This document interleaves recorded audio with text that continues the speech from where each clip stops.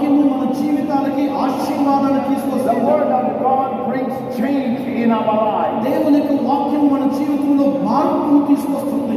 Nowadays we do not have this kind of word that brings change in our lives. ఈ రోజుల్లో ఇటువంటి వాక్యము మన జీవితంలో మనము కలిగి ఉండలేకపోతున్నాం. But we need to open our hearts for God's word to change us and then leave certain bad practices in our lives. మన జీవితంలో అటువంటి పెను మార్పులను కలిగించి మనలో ఉన్న కొన్ని చెడు అలవాట్లను విడిచిపెట్టేటట్లుగా దేవుని వాక్యమును మన లోనికి మనము అనుమతించాలి. Many of us are born again many years ago, చాలా మంది చాలా సంవత్సరాల క్రితం మారు మనసు పొంది ఉన్నారు. but our lives remains the same. కానీ మన జీవితాలు అలాగే ఉంటుంది.